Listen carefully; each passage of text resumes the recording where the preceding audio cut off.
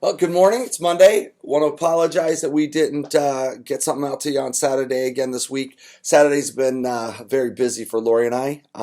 As you guys know, we're still working and a lot of stuff going on Saturdays. So it's been hard to fit them in the last 2 weeks. So I apologize for that. If you're looking forward to them, we'll continue to try to get those out in the morning. Just hit the ground running again this week. So apologize for that. We get comments every so often. Where's the devotional? And just and I know I know it's much more fun to have Lori on these than it is to see my face. And I'm sitting here looking at my hair getting longer and longer. And oh my goodness, you look at these and it's just tough. Oh my goodness. So anyways, I'm done with that. Reminder, today and tomorrow, this is Monday and Tuesday of this week, we are doing a food drive for the food pantry here in Brantford. So if you bring some stuff, we'd appreciate that. They're looking for stuff like rice. If you could put them in 1 pound bags, they'd appreciate that. Juice in containers that are not refrigerated. So non-perishable meat, especially like canned meat. They the fresh meat, they'll take the fresh meat. They really appreciate the fresh meat. It's been harder to get the fresh meat right now. So things like beef stew, canned.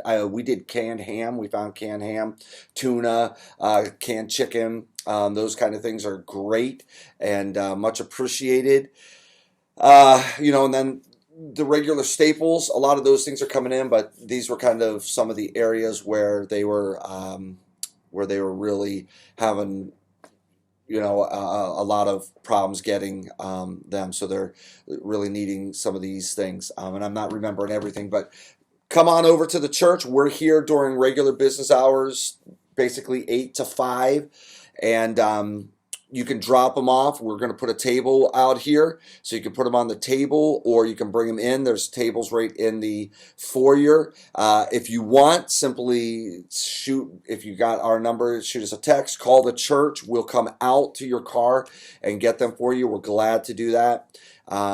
So whatever and however, over the next 2 days, Monday and Tuesday, I'd love to have to take 2 truckloads of supplies over there. So this is the way that we're the hands and feet of Jesus. So if you would help us out with that, I'd appreciate that. And more importantly, our community, those that are really struggling right now, lack of jobs and so on and so forth, are struggling. Also, alongside of that, we were made aware of the fact that the community dining room needs some items as well. I know I remember this off the top of my head, so please forgive me. If you go back to yesterday's live, Cheryl Germain had told us. I remember that they needed apples specifically, and there was something else, and I apologize. I'm just forgetting off the top of my head, but you can definitely reach out to Cheryl. We'll try. If you call the office, we'll have it. I'm just trying to remember it off the top of my head. So I've rambled on here. There's just areas that we can help out and be, again, the hands and feet of Jesus and give assistance in our community. So let's do that. So I want to talk about peace today. We made that our prayer focus of the day, peace, and you can spread that out. I put a couple things on that prayer focus on our SEC prayer page. If you are not part of that on Facebook, it's a great group out there. You can pray for needs that are posted, and you can post any prayer needs that you have. But what do we do in the midst of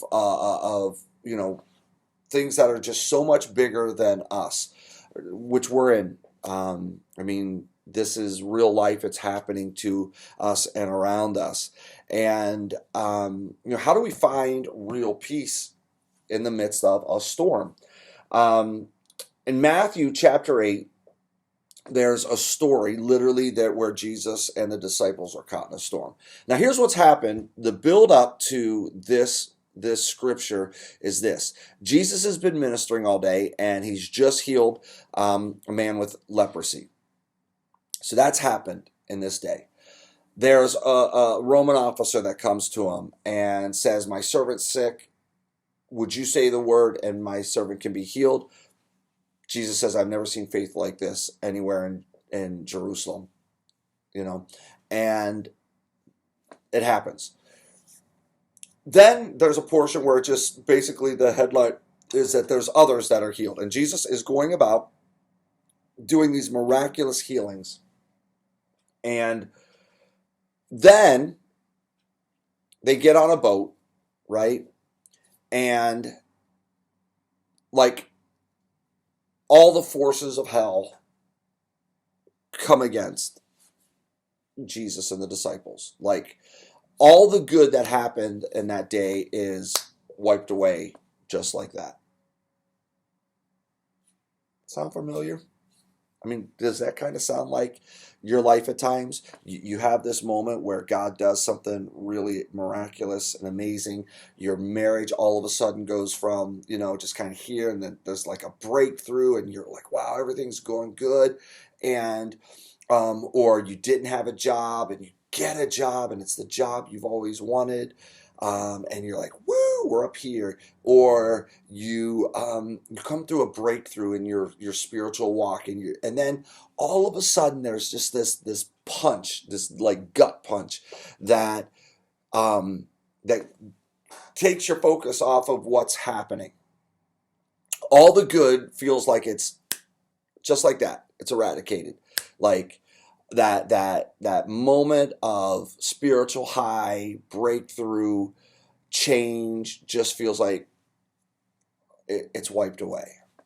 And I think that's can happen in our lives a lot of times, because Satan's not oblivious to what it takes to knock us off our game, right? And nothing knocks us off our game more than disappointment, discouragement, and fear. So what do we need in those moments? Let me read you the story, and then I'm going to tell you what I believe the secret is. So Matthew 8, looking at verses 23 through 27, then Jesus got into a boat and started across the lake with his disciples. Suddenly, a fierce storm struck the lake, with waves breaking into the boat. But Jesus was sleeping. The disciples went and woke him up, shouting, "Lord, save us, we're going to drown." See, they knew where to go. Isn't that amazing? Jesus responded, "Why are you afraid? Why have so little faith?" Then he got up and rebuked the winds and waves, and suddenly there was a great calm, and the disciples were amazed. Now, that line always surprises me. They go to Jesus to save them, and then they're amazed. "Who is this man?" they asked. "Even the winds and waves obey him." They had enough wherewithal that they knew where to go in their moment. So here's my question to you. Ready? Who controls the winds and waves in your life? See, Jesus controlled the winds and waves. Why was Jesus sleeping in the bottom of the boat? Because he controlled the winds and waves. Why was Jesus able to relax in the middle of a storm? Because he controlled the winds and waves. Could the disciples have relaxed in the midst of the storm if they had really believed that Jesus controlled the winds and waves? See, here's the beauty of this. They went to the one who controlled the winds and waves, and he spoke to the winds and waves,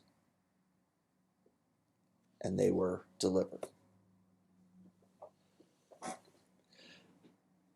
The secret ingredient to faith is acknowledging who controls the winds and waves in your life. The winds and waves suddenly came on them. Satan tried to defeat them, to discourage them, to make them fearful. And the disciples, they fell right into it. But Jesus just slept. We can find peace in the midst of storms when we come to the one who controls the winds and waves.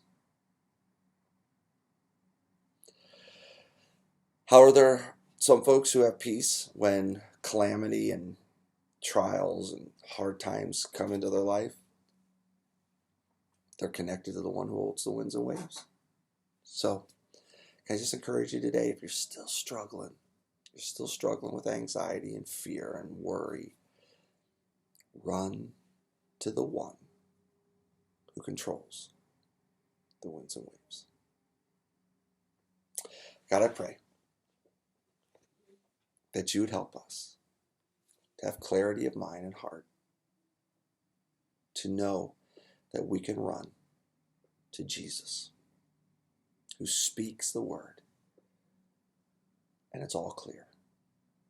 But even if he doesn't, even if he allows us to ride out the storm cannot prevail against us because Jesus is in the boat. Remind us of that, I pray. In Christ's name, amen. Well, tomorrow's Tuesday. I'll see you Tuesday morning. Have a great Monday. Blessings.